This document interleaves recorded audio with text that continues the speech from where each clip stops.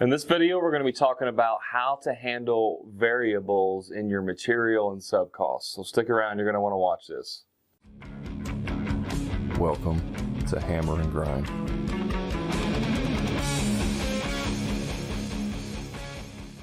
So I get asked a lot about, 50% gross profit. Yeah, that's great. Sounds, let's do it. I'm all on board. But what happens if I have subcontractor costs that are way skewed or material costs that are way skewed?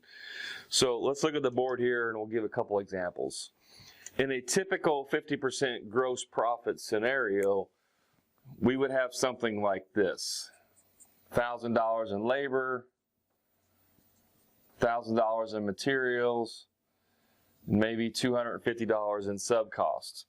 So total of our COGS in that scenario is $2,500 times 2, because we want a 100% markup to get a 50% gross profit. So times 2 is the markup factor, which gives us a sale price of $5,000.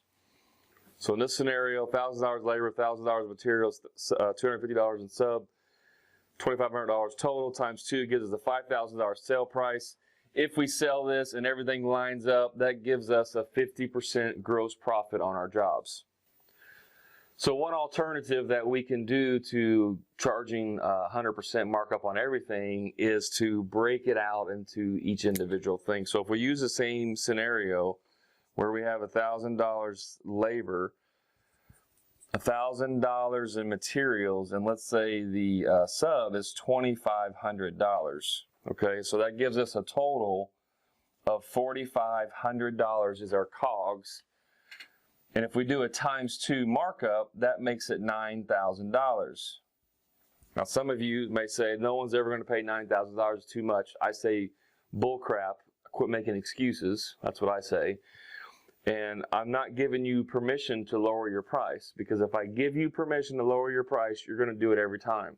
So I'm not giving you permission, okay? This is what you should sell it for. However, a variable to this is you would take your labor and materials, so that's your 2,000 times 2. I'm sorry, I did that wrong. No, I didn't. I did it right. Thought I did it wrong. I did it right. So $4,000 for the labor and materials, and then my sub, I can take it times 1.5. Okay, that's going to give me $3,750.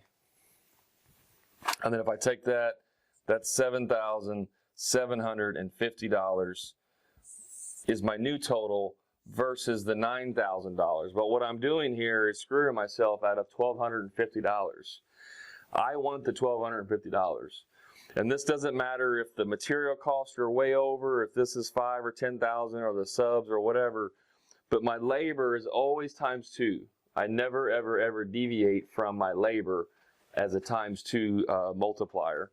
So this is how you can handle variables whenever you're trying to get a 50% gross profit. However, this is always going to be my number one. Take your total COGS times 2, gives you a 100% markup. Sell it at that, do your job costs, you hit those numbers, and that gives you a 50% gross profit. This is what you need to do if you want to have a healthy business. See you in the next one.